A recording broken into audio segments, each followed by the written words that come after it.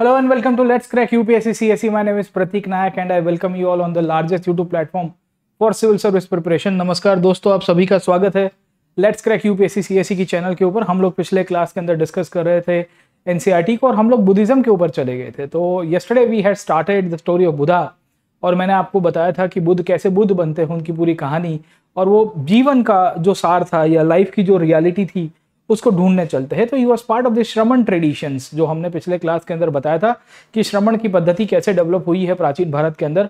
उसी के कंटिन्यूएशन में बुद्ध के भी ट्रेडिशंस मिलेंगे। आज के क्लास के अंदर वही चीज़ों को कंटिन्यू करेंगे। But before proceeding further I like to introduce myself for the new student जो यहाँ पे इनफैक्ट जुड़े हुए हैं। अन अकेडमी का top educator, I guess as of now I run on the number 1 position and I teach history, art and culture in a very comprehensive way। बहुत ही comprehensive way के अंदर पढ़ाता हूँ। 8 साल के अंदर मेरे पढ़ाने का अनुभव है और मूलतः से I have been teaching history from the GS and the optional way as well। खैर, तो हम लोग है ना एनसीईआरटी की सीरीज़ को ही कंटिन्यू करते हैं और पहले रिवाइज कर देते हैं कि कल हमने क्रोनोलॉजी बेस क्या क्या चीज़ें देखी है सर, ठीक है ना। तो हम लोग क्रोनोलॉजी में तो अगर आप देखोगे तो हम बात कर रहे हैं 600 BC के आसपास की ट्रेडिशंस की। But as always chronology based traditions देखेंगे तो पहले तो आपका वैदिक एज आएगा या इंडस वैली सिविलाइजेशन से कल्चरल ट्रेडिशंस की शुरुआत हो जाती है। उसके बाद वैदिक पीरियड आता है। वैदिक में 2 पीरियड आएगा, एक तो अर्ली वैदिक पीरियड हमको मिल जाएगा और हमको लेटर वैदिक पीरियड दिखता है। अर्ली वैदिक पीरियड में 1500 से लेके हमको पता चला है 1000 BC तक का पीरियड है और लेटर वैदिक पीरियड के अंतर्गत 1000 से लेके 600 तक का पीरियड है। इनफैक्ट ये जो लेटर वैदिक ट्रेडिशन से यहाँ से ही हमको क्या पता चला है, उपनिषद का निर्माण हुआ।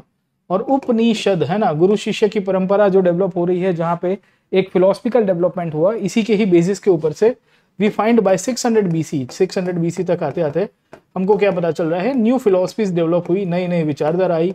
ये जो न्यू फिलोसफीज हम लोग देखने को मिलेंगी सर, ठीक है, इसी के बेसिस के ऊपर 64 से ज़्यादा संप्रदाय बने और यही संप्रदायों के अंतर्गत हमने पिछले क्लास के अंदर आपको जैनिज्म के बारे में बताया था और हम लोग बुद्धिज्म के ऊपर भी पिछले क्लास के अंदर शुरू किया था। तो मैंने आपको बताया था कि बुद्धिज्म मतलब जो बुद्ध की स्टोरी है वो कैसे चलती है और बुद्ध कैसे बुद्ध बनते हैं सर, ठीक है ना।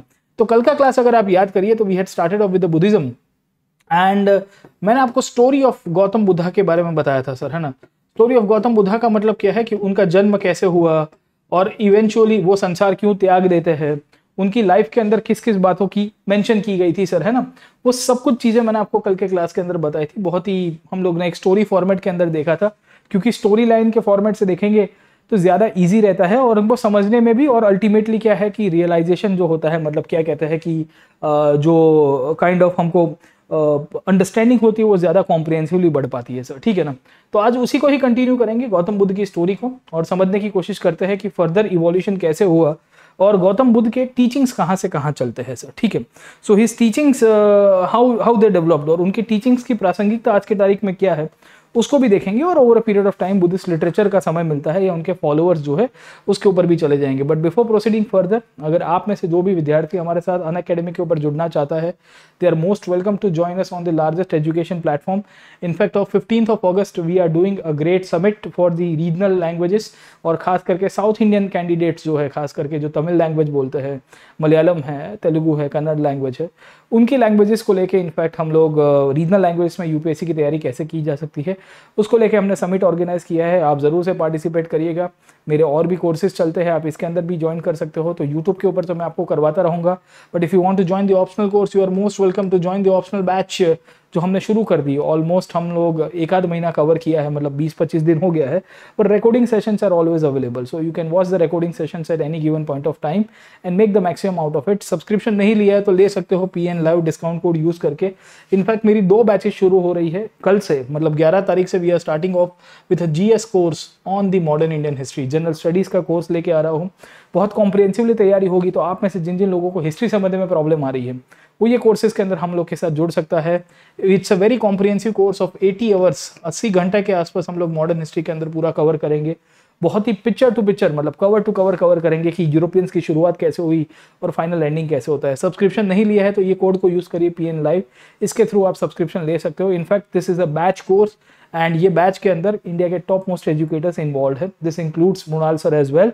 जिन्हें आप सब लोग पहचानते ही होंगे। खैर, तो आप ये सब ज्वाइन कर सकते हो अनअकैडमी के प्लेटफॉर्म के ऊपर, क्योंकि एक ही प्लेटफॉर्म पे बहुत सारे एजुकेटर्स अवेलेबल है। इनके क्लासेस एक्सेस कर सकते हो। अभी आज की तारीख में आपको डिस्काउंट मिल रहा है।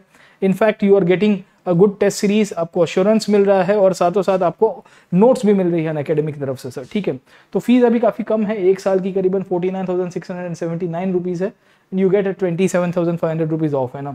खाली यही कोड को यूज करना है while taking the subscription, any kind of subscription. मैं तो कहूंगा कोई भी काइंड ऑफ सब्सक्रिप्शन आपको लेना है, यूपीएससी, एसएससी, तो आप सब जगह पे ये यूज कर सकते हो।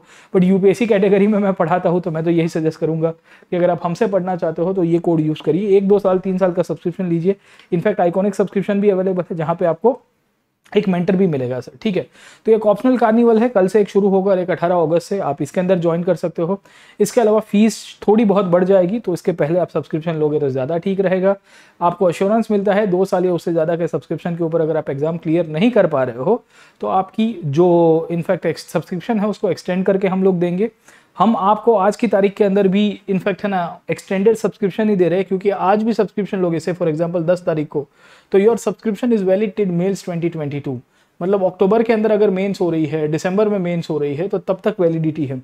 तो ऑलमोस्ट 1.5 साल की वैलिडिटी आपको 1 साल के कोर्स के अंदर मिल रही है सर। ठीक है, बुक सेट अवेलेबल है, लोन की फैसिलिटी अवेलेबल है।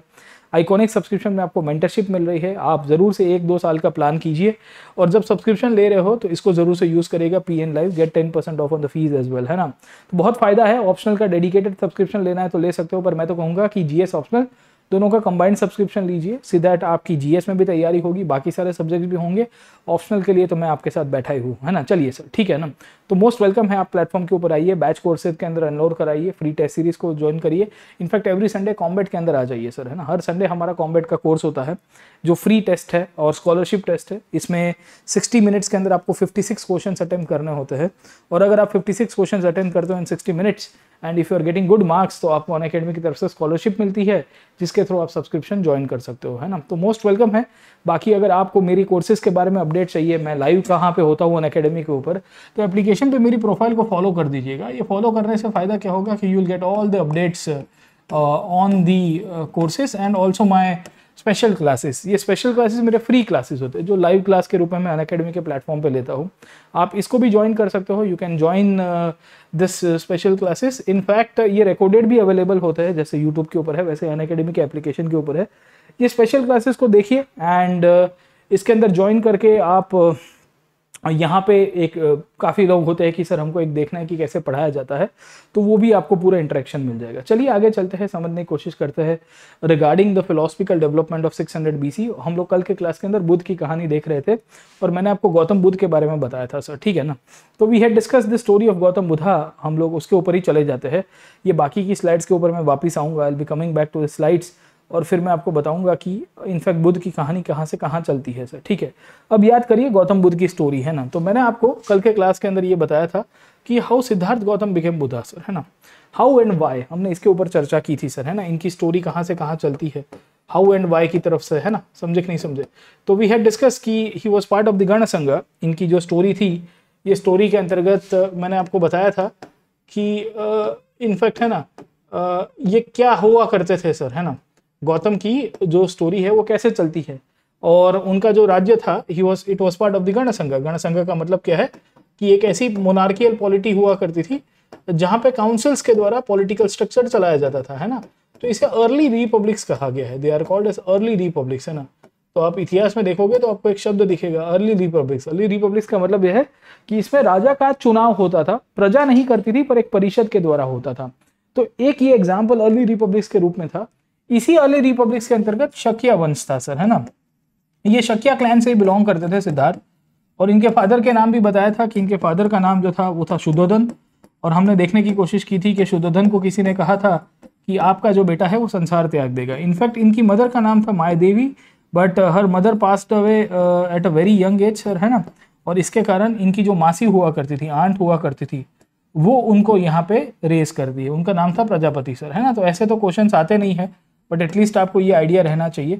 हमने आपको ये भी बताया था कि शुद्धोधन ने इनफैक्ट सिद्धार्थ को मटेरियलिस्टिक कंफर्ट के तहत रखने की कोशिश की और कहा कि भाई इसको है ना हर एक प्रकार की मटेरियलिस्टिक चीज़ें दे दी जानी चाहिए, मटेरियलिस्टिक वेल्थ, मटेरियलिस्टिक कंफर्ट जो है उसको मिल जाना चाहिए, सो दैट वो संसार न्याय आ गया। Siddharth does not leave the world, renunciation ना कर दे। बट अल्टीमेटली होता क्या है, सिद्धार्थ ने 4 चीजें ऐसी देखी सर, है ना। तो he realised the 4 things of life sir, है ना। तो उन्होंने कौन सी ऐसी 4 चीजों को देखा था, तो एक डेड बॉडी को देख लिया था सर, है ना। उन्होंने एक सिक पर्सन को देख लिया था, याद आया कि नहीं आया सर, ठीक है। हमने देखा था कि एक एसेटिक को देखा था, he had seen a ascetic person, और एक ओल्ड पर्सन को देखा था। तो ये चारों के चारों को देखने के बाद सिद्धार्थ के मन के अंदर एक प्रश्न हुआ, और प्रश्न क्या हुआ कि मेरे जीवन की सच्चाई क्या है। मैं तो युवराज के तौर के ऊपर जीवन जी रहा हूँ, पर ये सच्चाई नहीं है। सच्चाई ये महल के बाहर है, ये किले के बाहर है, ये घर के बाहर है। मैं जहाँ पे रह रहा हूँ, what is that is not the reality of life. और फिर वो अपने इनफैक्ट चैरियट के अंदर चले जाते हैं। चन्ना करके उनका जो सारथी था और कंथक करके उनका हॉर्स हुआ करता था, उसके ऊपर बैठ के ही इवेंचुअली लीव्स द लाइफ, है ना। तो वो इसके बाद इवेंचुअली हमको पता चलता है कि 29 साल की उम्र में अपने घर को छोड़ेंगे। यही घटना को हम लोग क्या कहेंगे, महाभिनिष्कर्म कहेंगे। क्या कहेंगे, महाभिनिष्कर्म के रूप में पहचानते हैं। ये Mahabhinishkramana is a place, is an event in the life of Buddha, जब बुद्ध ने संसार त्यागा था। और 35 साल की उम्र के ऊपर फाइनली क्या हुआ sir, at the age of 35 years he attend enlightenment. जब उनको एनलाइटनमेंट मिला है, याद रखेगा, जब उनको एनलाइटनमेंट मिला है, तो उसी के बाद वो बुद्ध कहलाए गए। बुद्ध का मतलब है बौद्धिक इंसान सर, ठीक है। बुद्ध का मतलब क्या होता है, बौद्धिक इंसान। A person who has achieved knowledge, a person who has gained realisation of life, इसी को ही हम लोग निर्वाण कहते हैं। एक ऐसी कंडीशन जहां आपके अंदर की जो आग है वो खत्म हो गई, डिजायर्स की आग। और डिजायर्स की आग जब आपकी इच्छाएं, आपकी तृष्णा, वो सब खत्म हो जाती है, तो इवेंचुअली आप ट्रैंक्विल पोजीशन में पहुंच जाते हो, आप सुपर से भी ऊपर पहुंच जाओगे सर, ठीक है। तो एक्सटिंक्शन ऑफ द डिजायर, आपके अंदर की जो आग है, जीवन के अंदर संतृप्ति की जो आग है कि मुझे ये खाना है, मुझे ये पीना है, मुझे ये गेन करना है, मुझे फलाना चीज चाहिए सर, ठीक है। उन सब चीजों से आप परे हो जाते हो, you get actually out of that, and this lead to a supreme state, जहां पे आप एक ऐसे सुपर से भी ऊपर लेवल के ऊपर चले जाओगे। उसी को ही एनलाइटनमेंट या इसी को ही निर्वाण कहते हैं। अब इसकी व्याख्या एक बार पूछी गई है, मैं आपको जब ये चैप्टर के प्रीवियस के क्वेश्चन कराऊंगा तो इसकी व्याख्या के ऊपर मैं वापस लेके आऊंगा आपको। चलिए सर, ठीक है। तो मैंने आपको कल के क्लास के अंदर स्टोरी ऑफ बुद्धा पढ़ाई थी, और इनफैक्ट बताने की कोशिश की थी कि क्या कहानी रहती है, और बुद्ध इनफैक्ट किस तरह से बुद्ध बन जाते हैं सर, गेटिंग अ पॉइंट, है ना। तो बुद्ध के बारे में हमको लिटरेचर ने बताया है। लिटरेचर का मतलब क्या है सर, कि बहुत सारी किताबें हैं जो उसके ऊपर लिखी गई है सर, ठीक है। एंड वी सी दैट ये बुद्ध के टीचिंग्स थे over a period of time, फिर सेंट्रल एशिया और बाकी सारे रीजन्स के अंदर बहुत फैल जाते हैं सर, ठीक है ना। So Siddhartha Buddha was named at the birth, was the chief of the son of Shakya clan. He shelter upbringing with in the palace, मैंने आपको बताया था कि महल के अंदर रहते थे। Insulated from the harsh realities of life, one day he persuaded his chariot, charioteer का नाम क्या था, चन्ना नाम था उसका सर, ठीक है ना। To take him into the city, his first journey into the world outside was traumatic. वो पहली बार जब अपने महल के बाहर गए तो काफी सदमे में रह गए। क्यों हो गए, he was deeply anguished when he saw an old man, मैंने आपको बताया एक बूढ़े इंसान को देखा, a sick man and a corpse. वो इनफैक्ट यहाँ पे एक डेड बॉडी को देखते हैं, एक बूढ़े इंसान को देखते हैं और एक बीमार व्यक्ति को देखते हैं। तो उनको लगता है कि जीवन की सच्चाई क्या है सर, ठीक है।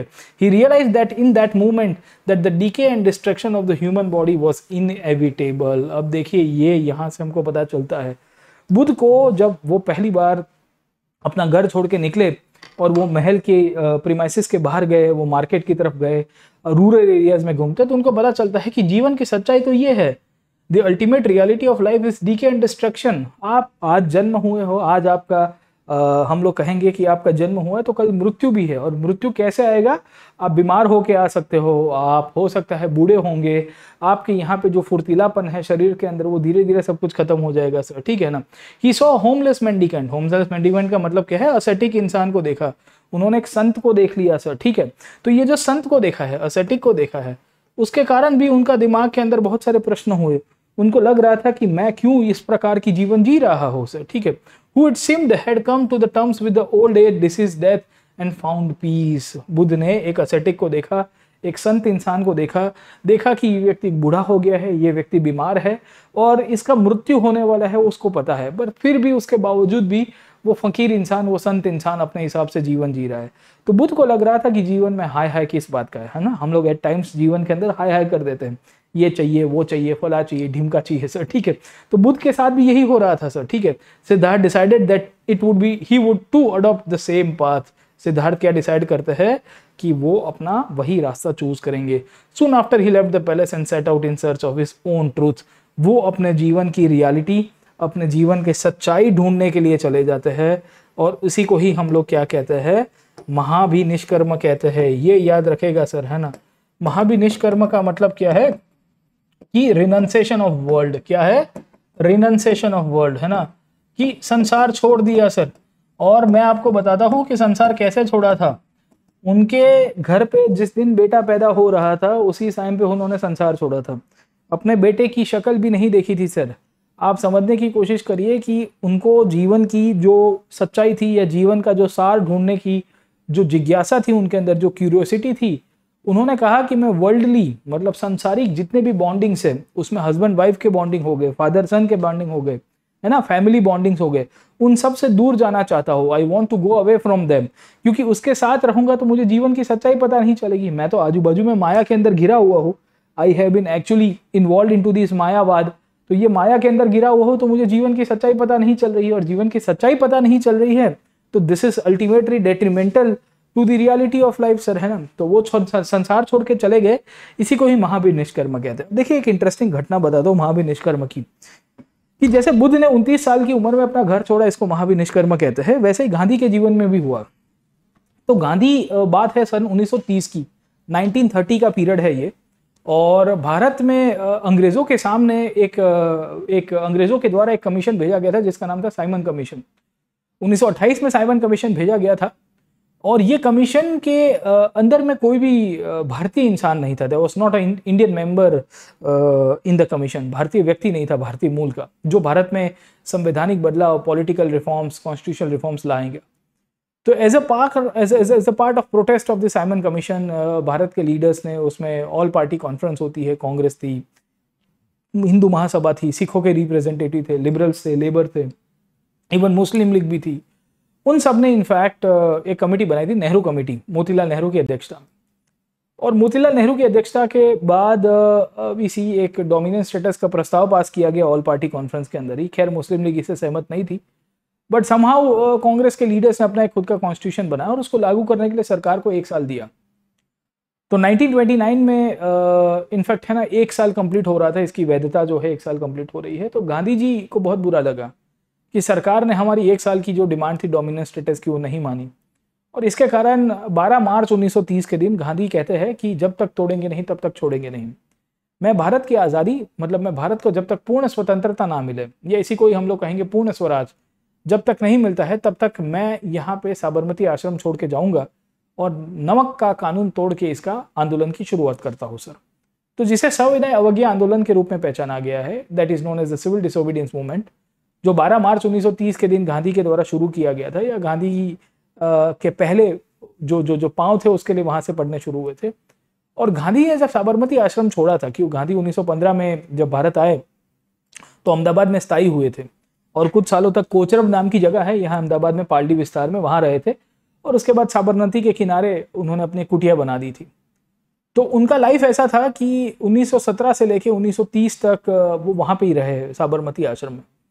पर 12 मार्च 1930 के दिन जब गांधी जी ने नमक का कानून तोड़ने के लिए जब सत्याग्रह की शुरुआत की, नमक सत्याग्रह आप किताब में पढ़े होंगे, सॉल्ट सत्याग्रह, सिविल डिसोबीडियंस मूवमेंट, सविनय अवज्ञा कानून, ये अवज्ञा आंदोलन, कि भाई मैं कानून तोड़ूंगा अवज्ञा करके सर, है ना, और शांति प्रिय रूप से। तो उस घटना को गांधी के जीवन के अंदर भी महाभिनिष्कर्म बोला गया, कि गांधी जी ने साबरमती आश्रम छोड़ते समय और जब दांडी की तरफ जा रहे थे कानून तोड़ने के लिए, आपने देखा होगा दांडी के पास, सूरत के पास समुद्र किनारे में जाते हैं और नमक का कानून तोड़ेंगे, तो गांधी जब अहमदाबाद से निकले तो हिस्टोरियंस ने उस घटना को भी महाभिनिष्कर्म कहा, कि गांधी जी ने अपूर्ण स्वराज का नारा देते हुए जब भारत के लोगों को झकझोर दिया है, उनको फाउंडेशन से उठाया है, तो उसको भी महाभिनिष्कर्म कहा। तो आप अपने जीवन में कभी कभी जब इनफैक्ट ऐसे कार्य करने के लिए चलते हो, आप जब अपने जीवन में कुछ ऐसे कार्य चलने के लिए या ऐसे कार्य करने के लिए चल रहे हो, तो उसे महाभिनिष्कर्म कह सकते हो सर, ग्रेट रिनाउंसिएशन। मैं कहता हूं कि जो भी विद्यार्थी यूपीएससी की तैयारी कर रहा है और जो अपने family, friends, relatives, social media से दूर चला गया है, वो सब भी महाभिनिष्कर्म कर रहे हैं। समझ में आ रहा है कि नहीं आ रहा है? वो बुद्ध बनने के रास्ते के ऊपर चले गए हैं। आपकी आज की तारीख के अंदर अगर आपको बुद्ध बनना है, you want to achieve enlightenment, and this enlightenment will lead to the, I would say, UPSC civil services. याद रखिएगा सर, है ना। वैसे लोग बोधी लोग कहलाए गए हैं सर, है ना। सिविल सर्विसेज के एस्पिरेशंस बहुत लोगों के अंदर होती है, पर सब लोग यहाँ पे क्लियर नहीं कर पाते। वही बोधी लोग है जो क्लियर कर पा रहे हैं। वो बोधी लोग इसके लिए क्लियर कर पा रहे हैं क्योंकि उन्होंने संसार त्यागा है। आप टॉपर्स को देखेगा 2-2, 3-3 साल तक, 2-2 साल तक सोशल मीडिया से दूर रहते हैं, सोशल फंक्शन से दूर रहते हैं, फ्रेंड्स एंड फैमिली सर्कल को मना कर देते हैं कि ये मेरे जीवन का बहुत ही इंपॉर्टेंट पड़ाव है, मैं अब आपके साथ थोड़े समय तक दूर रह जाऊंगा, बुरा मत मानिएगा। और मैं तो कहता हूं कि बुरा माने तो मानने दो उनको। जब तक आप ये महाविनिष्कर्म नहीं करोगे तब तक बुद्ध नहीं बन पाओगे, याद रखना। और बुद्ध नहीं बन पाओगे तो इवेंचुअली आप जो एग्जाम के लिए तैयारी कर रहे हो ना, बहुत ही कठिन रास्ता है वो। बुद्ध के साथ 7 ब्राह्मण थे सबसे पहली दफा। There were 7 brahmans who had actually joined Buddha at गया।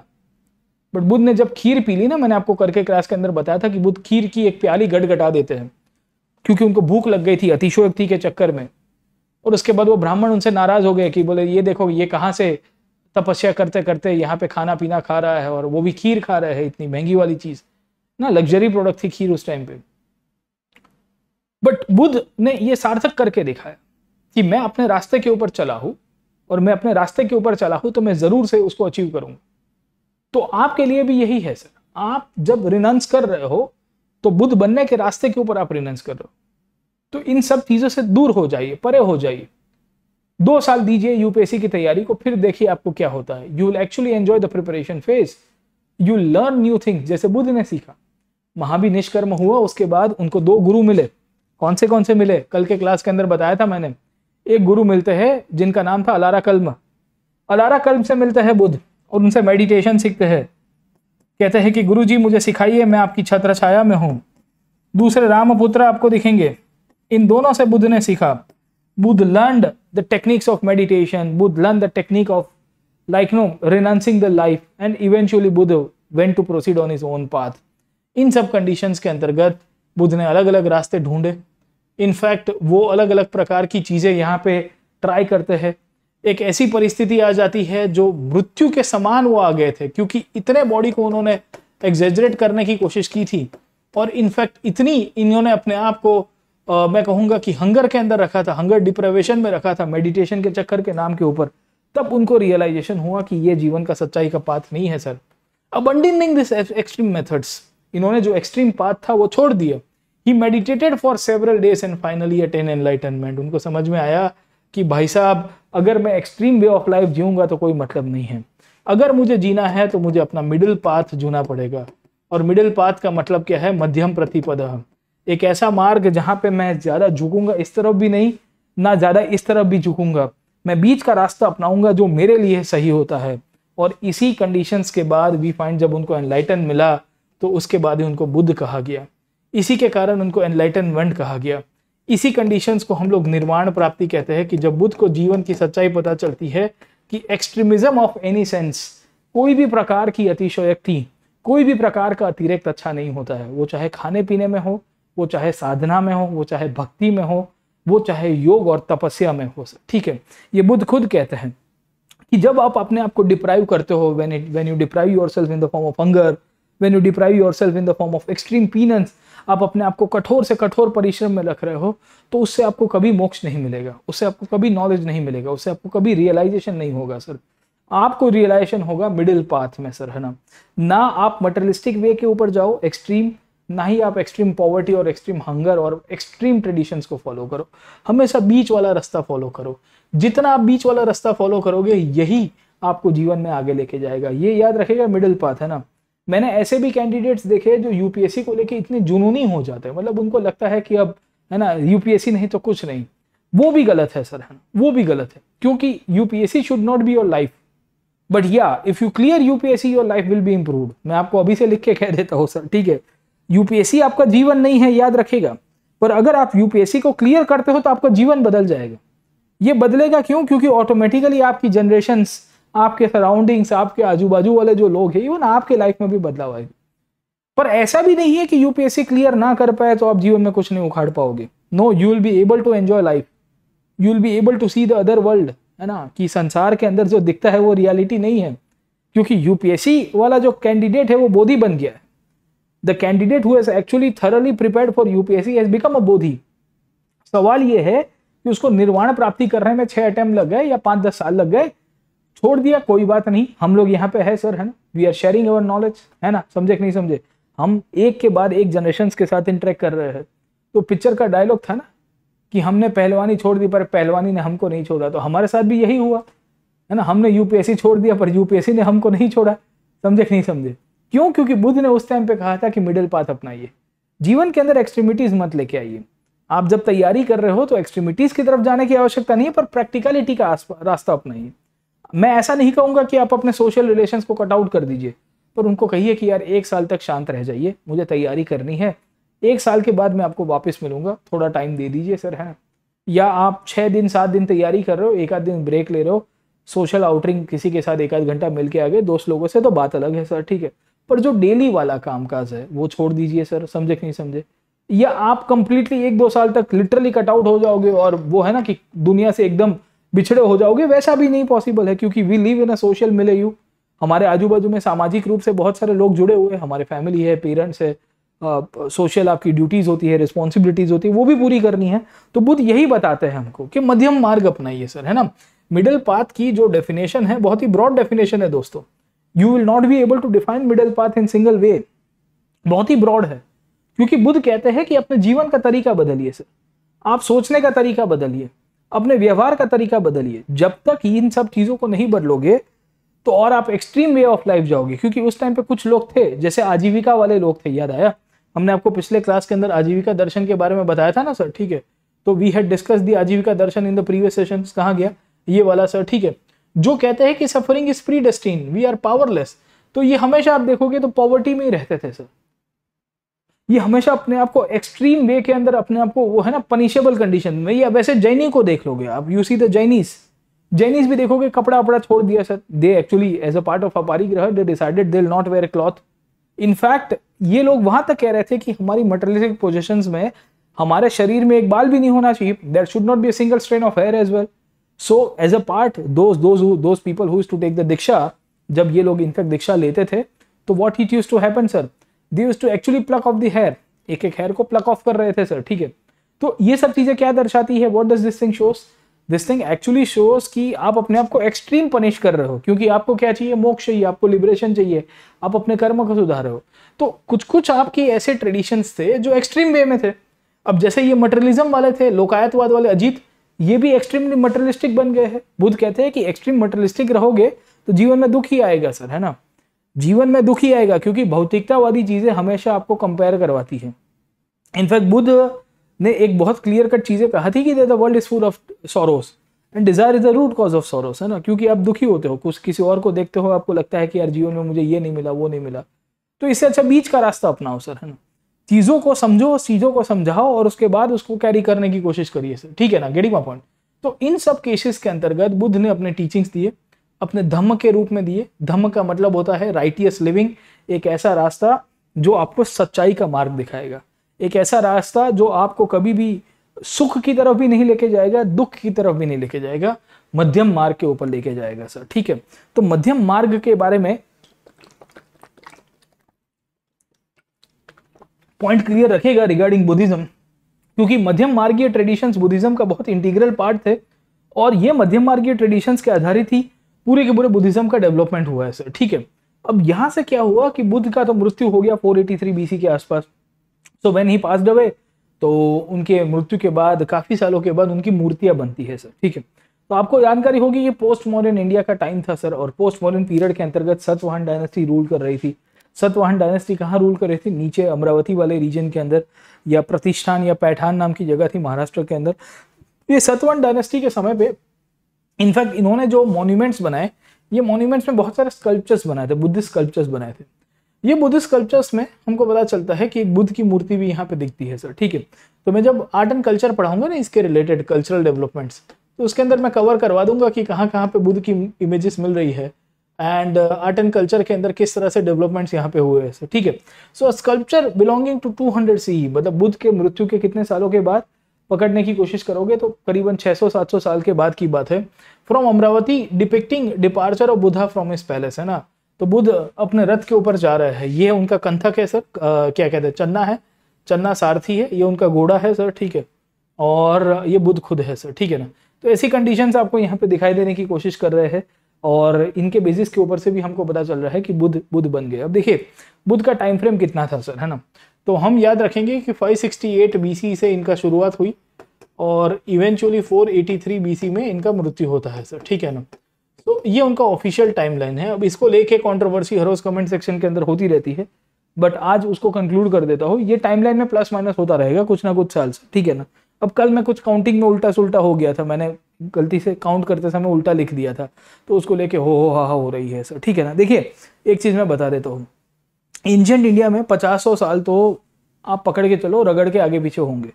रगड़ के आगे पीछे होने का मतलब ये है कि कोई किताब में बुद्ध का बर्थ प्लेस या बर्थ टाइम, प्लेस तो सेम रहेगा, बर्थ टाइम 540 भी लिख दिया होगा, वो भी सही हो सकता है सर। आप स्टोन एज पढ़ोगे मेरे साथ तो मैं आपको 500 साल के डिफरेंसेस बताऊंगा, 1000 साल के डिफरेंसेस बताऊंगा सर, है ना। 1 मिलियन ईयर्स अगो से कोई बोलेगा कि no it was 0.5 million years ago. 10 lakh साल पहले से कोई कंपेयर करेगा कि नो दूसरा जो टाइम है वो 5 लाख ईयर्स अगो का है। उतनी सारी आपकी डायमेंशन चेंज होती रहती है, तो ईयर के पीछे उतना, है ना, पीएचडी करने की आवश्यकता नहीं है। कभी कभी क्या होता है कि पढ़ाते समय कोई टाइपो हो गया या बोला कुछ और है लिखा कुछ और है, जैसे कल कुछ टाइमलाइन को लेके कैलकुलेशन में आगे पीछे हो गया, तो 2-4 बच्चे सर कमेंट सर, है ना।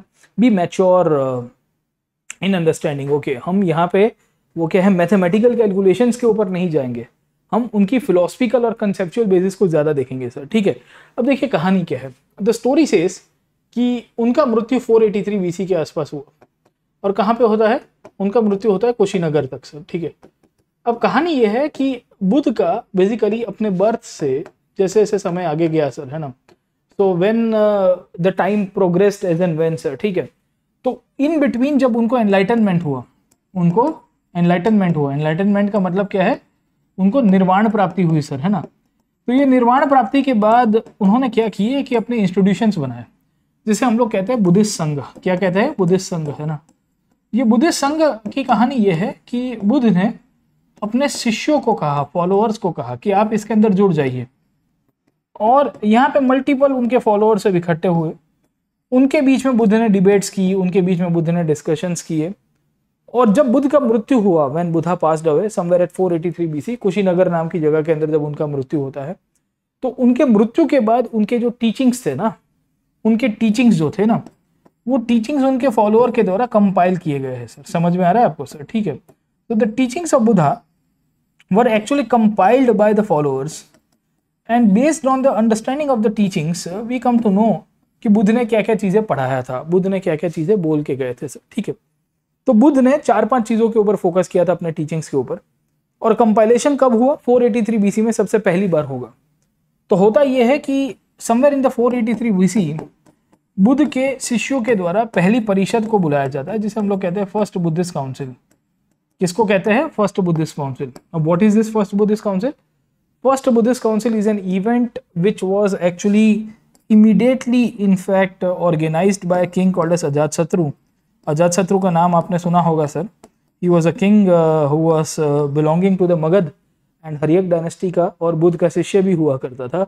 अजातशत्रु ने इनफैक्ट यहाँ पे पहली बौद्ध परिषद बुलाई, और भी फॉलोअर्स थे। यहाँ पे आपके बुद्धिज्म के 2 लिटरेचर डेवलपमेंट हुए सर, ठीक है। एक तो था विनय पिटक, और दूसरा था सुत्त पिटक सर, ठीक है ना। इन दोनों को नाम याद रखेगा। Vinaya Pitaka and Sutta Pitaka are the 2 literary evidences that developed after the death of Buddha and in the first Buddhist council. अब इन दोनों का इंपॉर्टेंस क्या है? विनय पिटक के अंदर बेसिकली बुद्ध के टीचिंग्स को इंक्लूड किया गया है, खास करके बुद्ध का जो संघ था ना, ये संघ के अंदर नियम क्या होंगे, रूल्स एंड रेगुलेशंस क्या हुआ करते थे, उन सबको विनय पिटक के अंदर इंक्लूड किया था। और सुत्त पिटक में बुद्ध के ऑफिशियल टीचिंग्स को इंक्लूड किया गया था सर, ठीक है ना। तो बुद्ध के एक शिष्य थे आनंद ने सुत्त पिटक लिखा था सर, ठीक है ना। एंड विनय पिटक आपको उपाली के द्वारा दिखेगा सर, ठीक है, getting a point. So we find multiple disciples will be compiling, और इनके जो कंपाइलेशन थे वो सब over a period of time Ananda और उपाली के द्वारा लिखे गए, एंड इसी के बेसिस के ऊपर से we find Vinaya Pitaka and Sutta Pitaka were compiled in the form of the literature as well sir, ठीक है। तो इसकी शुरुआत यहाँ से होती है। इट स्टार्टेड अब सुट्ट पिटक के अंदर बुद्ध के टीचिंग्स को इंक्लूड किया गया है, everything is included in the Sutta पिटक।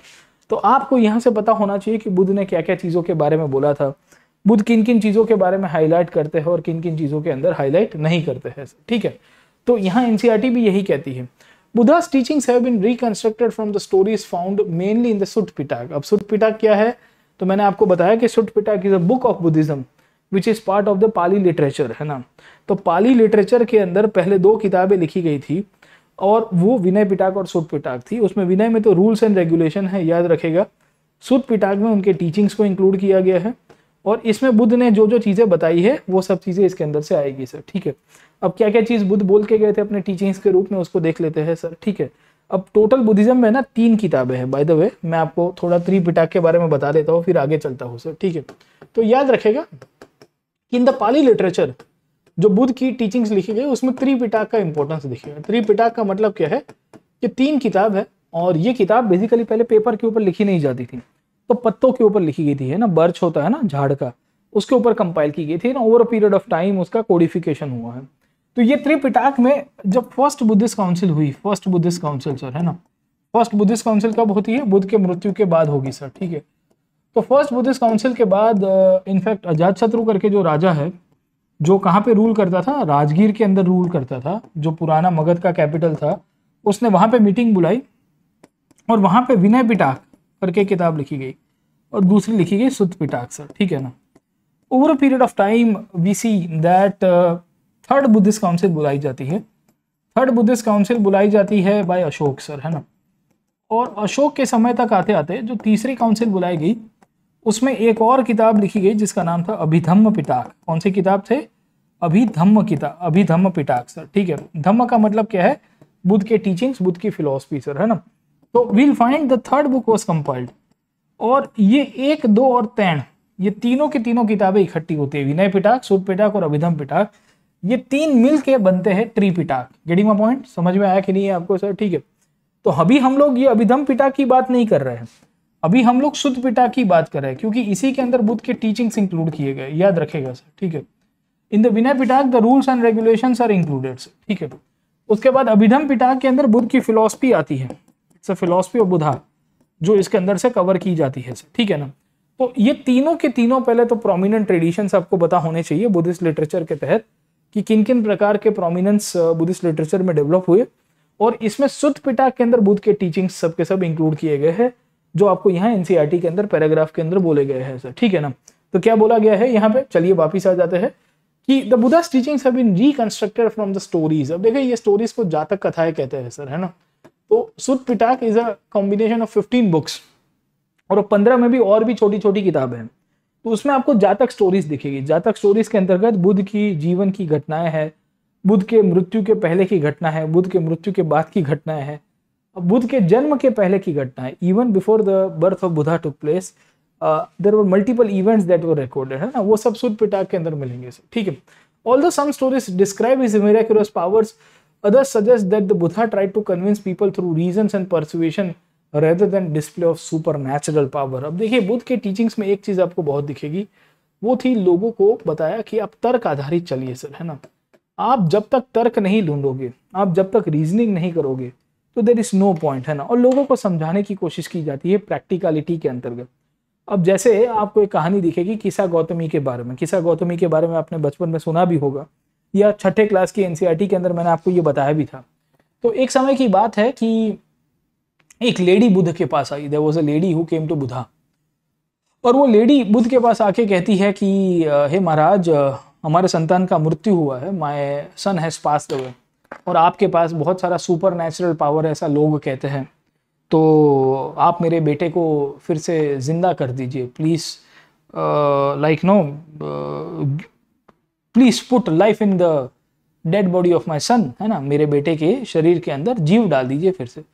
बुद्ध ने कहा कि ठीक है मैडम जी, आप एक काम करिए, मैं आपके बेटे के अंदर जीव डाल देता हूँ, I will once again try to instil life in the corpse of your son, but you need to do one work for me, आपको एक कार्य करना पड़ेगा मेरे लिए। बोले क्या कार्य है? तो लेडी को कहा गया कि बुद्ध के द्वारा कि आप एक काम करिए, गाँव के अंदर जाइए और एक राई मतलब मस्टर्ड सीड्स जिसे हम लोग पहचानते हैं, उसका एक कटोरी लेके आइएगा। यू गेट बोल ऑफ राई और कटोरी from the village, any house, कोई भी घर से लेके आइए, अपने घर से मत लाइएगा। तो लेडी ने कहा कि बस इतना ही। बुद्ध ने कहा कि रुको, आप वही घर से मस्टर्ड सीड्स लेके आओगी जहां पे किसी का मृत्यु ना हुआ हो। तो आप जब लेने जाओ ना किसी के घर पे भी, तो प्लीज आस्क देम कि आपके यहाँ पे किसी का मृत्यु हुआ है पहले भी, तो फिर वो घर से मत लीजिएगा। और वो लेडी को समझ में नहीं है कि बुद्ध ने उनको सटली क्या मैसेज कन्वे कराया है, what message has been conveyed by Buddha to that lady. वो लेडी इनफैक्ट कटोरी लेके चली गई, पहला दरवाजा खटखटाया, नॉक नॉक नॉक। वहां के लोगों को पूछा कि आप मुझे क्या एक कटोरी मस्टर्ड सीड्स, राई के दाने दे सकते हो। तो घर वालों ने पूछा वो लेडी से कि बहन जी आपको क्यों चाहिए। तो उन्होंने कहा कि महात्मा बुद्ध आए हैं, महात्मा बुद्ध ने मुझे आशीर्वाद दिया है और कहा है कि अगर मैं राई का दाना लेके आती हूँ गांव के कोई भी घर से, तो वो मेरे बेटे को जिंदा कर देंगे। वो घर वालों ने कहा कि बहन जी लेके जाए, नेक काम में देरी कैसी, हम आपको एक कटोरी भर के नहीं, पूरा एक आपको पतीली भर के दे देते हैं। वो लेडी ने फिर उनके बाद कंडीशंस रखी। उनको कहा कि रुको, बुद्ध ने मुझे कंडीशन बताई है। और फिर वो कंडीशन लेडी ने वो घर वालों को पूछा, क्या भाई साहब आपके घर में किसी का मृत्यु हुआ है। तो भाई साहब ने कहा हाँ हुआ है, पीछे फोटो देख रहे हो सब, है ना, पेंटिंग होते थे पहले के टाइम पे। बोले उधर वो दादाजी है, वो 25 साल पहले गए, उनके आगे वाले दादाजी 50 साल पहले गए, मतलब मृत्यु तो होना ही है। तो बोले नहीं नहीं, मैं आपके घर से नहीं ले सकती। वो लेडी चली जाती है, she wents to other house, वो दूसरे घर में चली गई, किसा गौतमी। तो Kisa Gautami went to second house in the village. वो दूसरे घर में गई, फिर से नॉक नॉक किया, मुझे एक कटोरी राई का दाना मिल सकता है, मस्टर्ड सीड्स। तो वो भाई साहब ने, सामने वालों घर वालों ने कहा लेके जाइए, कहाँ मना किया। फिर किसा गौतमी ने उनको सामने काउंटर क्वेश्चन पूछा कि आपके घर में किसी का मृत्यु हुआ है। तो दूसरे घर वालों ने भी कहा हाँ हुआ है, अभी थोड़ी दिन पहले ही हमारे एक घर में बुजुर्ग से चल बसे। बोले नहीं नहीं, आपके घर से नहीं ले सकती। नॉक नॉक तीसरे घर पे गई किसा गौतमी, थोड़ी नाराज थी, थोड़ी दुखी हुई कि यार मुझे क्यों ऐसा कोई घर नहीं मिल रहा है। But she was so much overwhelmed with the death of her son, she could not accept the reality. Kisa Gautami तीसरे घर पे जाती है, तीसरे घर पे जाके फिर से उसने नॉक नॉक किया, कहा कि मुझे थोड़ा मस्टर्ड सीड्स दे दीजिए, राई का दाना दे दीजिए।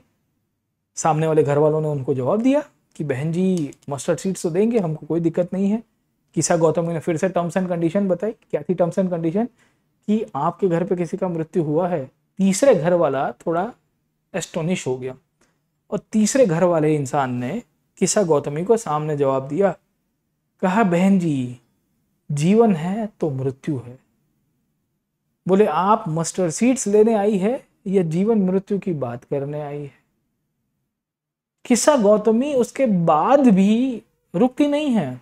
उसको ऐसा था कि मैं गांव में कोई एक घर को तो ढूंढ के आऊंगी जहां किसी ना किसी का मृत्यु ना हुआ हो।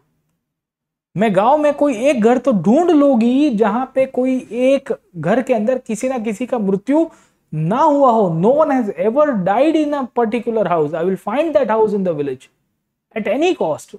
वो सुबह से दोपहर तक, शाम तक भटकती रही, यहां से वहां, वहां से यहां। हम किस गली जा रहे हैं, हम किस गली जा रहे हैं, अपना कोई ठिकाना नहीं, वैसी कंडीशन। शाम तलक वापिस आई। महात्मा बुद्ध गांव के अंदर विहार कर रहे थे। विहार मतलब बैठे हुए थे, आराम कर रहे थे। पहले के टाइम के अंदर ये संत महात्मा लोग जब एक जगह से दूसरी जगह जाते थे तो रात को गांव में रुक जाते थे। तो विहार कर रहे थे महात्मा बुद्ध। लेडी ने आके उनके पैरों के ऊपर उन्होंने मत्था टेका और कहा महाराज आप जो कहना चाहते हो मैं समझ गई। वो लेडी को एहसास हुआ कि जीवन है तो मृत्यु है। Kisa Gautami realised if there is life there will be death. Unfortunately her son had died earlier than herself. माता पिता के लिए सबसे दुख की बात यही होती है कि उनके बेटे बेटी का मृत्यु पहले हो गया। हम कहते हैं ना कभी, बहुत दुख की बात होती है सर, कि आप जिंदा हो, आप 70-80 साल के हो गए और आपका बेटा 50 साल का, उसकी मृत्यु हो गई है। तो यू फील सो शॉक्ड है ना कि यार I am alive and my son has passed away. हे भगवान ऐसे दिन दिखाने थे मुझे। किसा गौतमी के साथ भी ये हुआ, पर किसा गौतमी समझ नहीं पा रही थी, वो स्वीकार नहीं पा रही थी। अगर बुद्ध उनको खाली फिलोसफिकल डिस्कशन में ये कहते कि हे किसा गौतमी जीवन है तो मृत्यु है और आपका बेटा मरा है, ये संसार की नियति है, संसार में जन्म लिया है तो मृत्यु होगा ही, तो किस्सा गौतमी उसको नहीं स्वीकार पाती।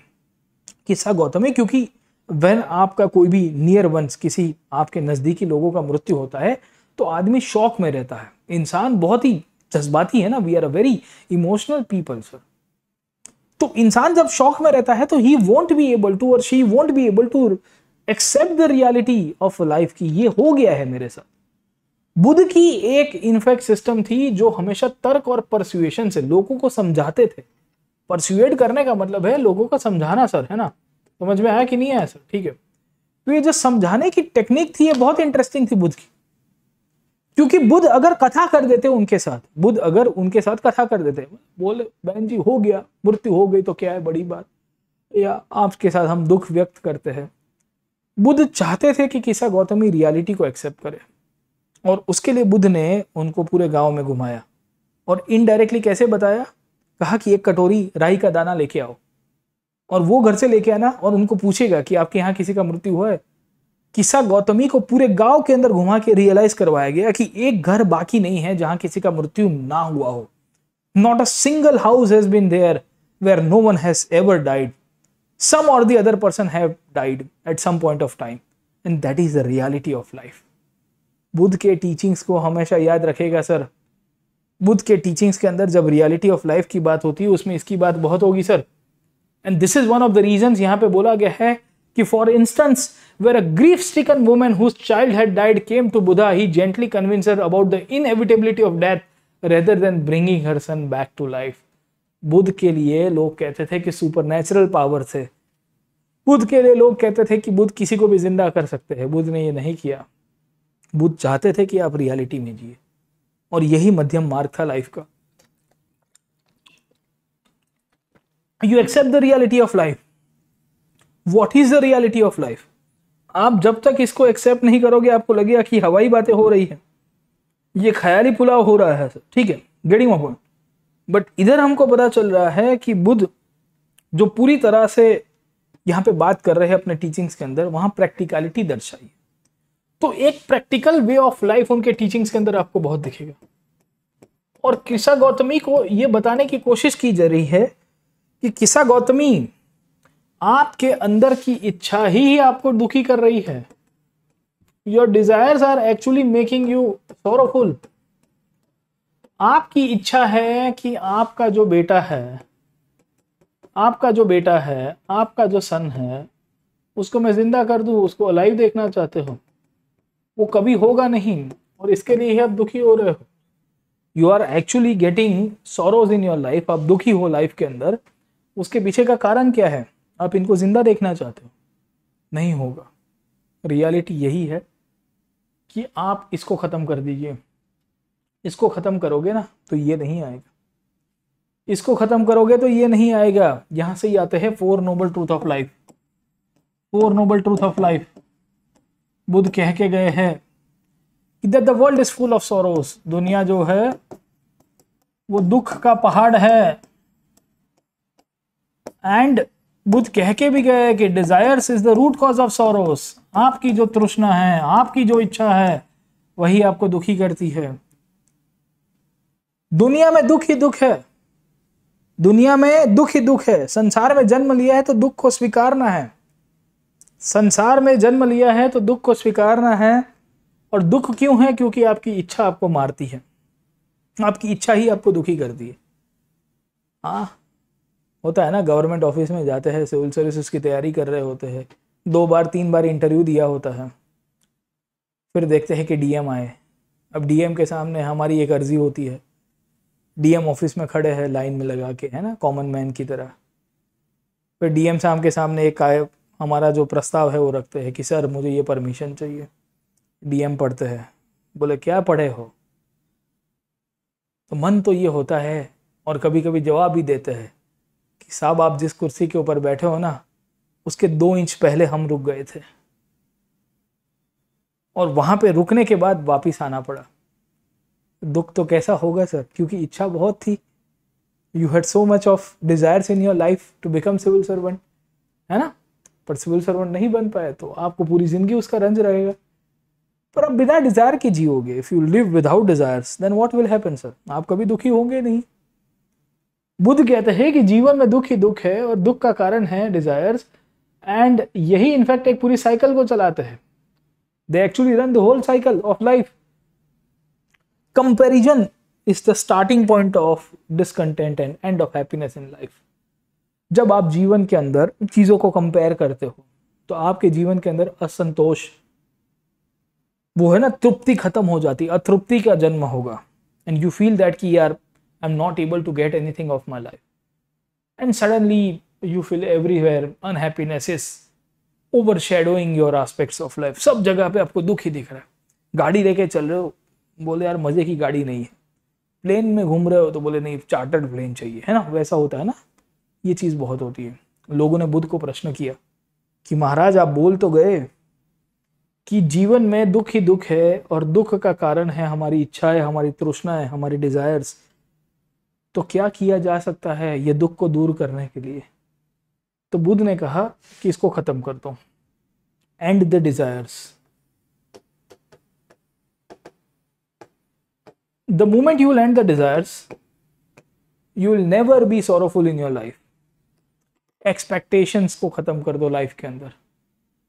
किस्सा गौतमी की भी एक्सपेक्टेशन थी कि उसका बेटा जिंदा हो जाए, पर बुद्ध अगर फिलोसफिकल वे में उनको समझाते तो उनको समझ भी नहीं आता। इसके लिए प्रैक्टिकल भेजा, बोले जाओ गांव में जाके तपास करके आओ कि किसी का मृत्यु हुआ है कि नहीं हुआ है।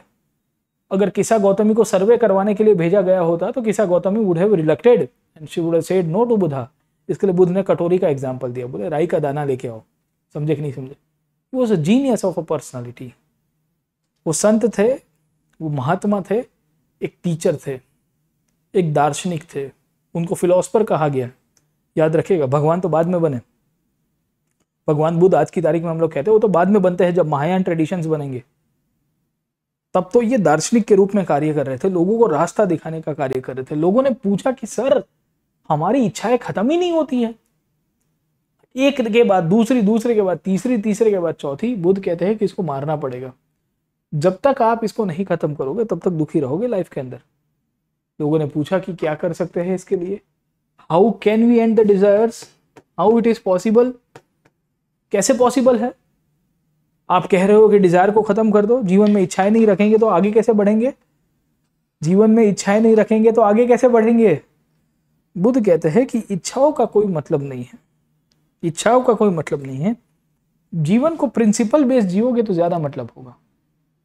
और प्रिंसिपल बेस्ड जीने का मतलब यह है कि आप अपनी इच्छाओं को काबू के बाहर लेके जाते हो, एग्जेजरेट कर देते हो, रियलिटी से दूर चले जाते हो। इसके लिए आप दुखी हो।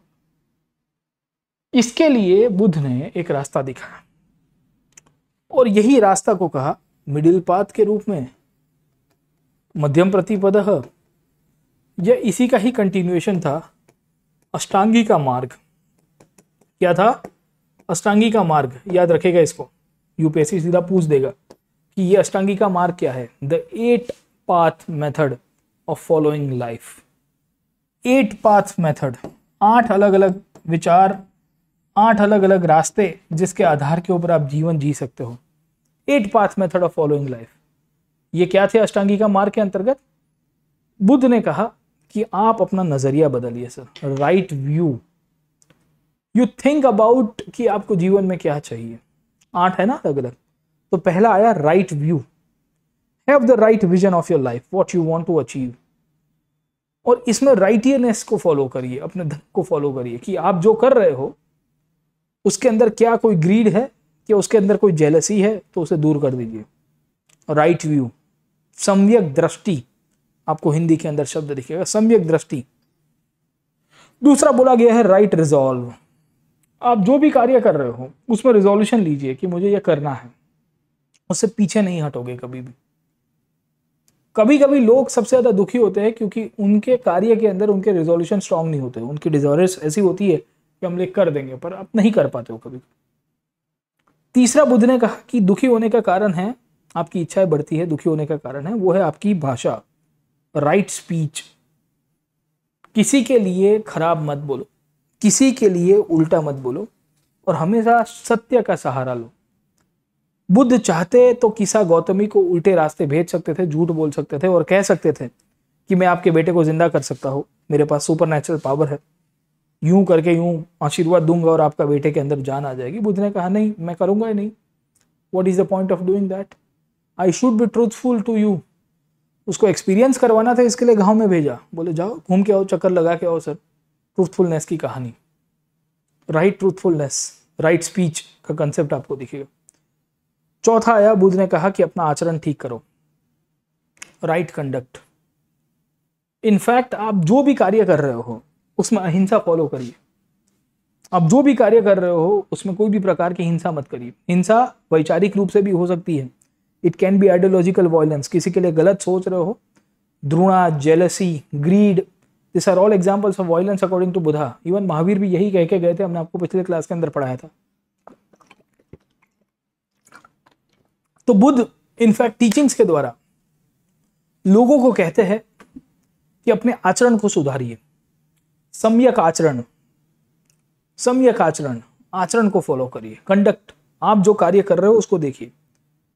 पांचवा आया, राइट लाइवलीहुड। आप पैसा कमाओ, गलत मीन से ना कमाओ। आप दुखी क्यों होते हो पता है? क्योंकि आप उल्टे रास्तों से पैसा कमाने की कोशिश करो।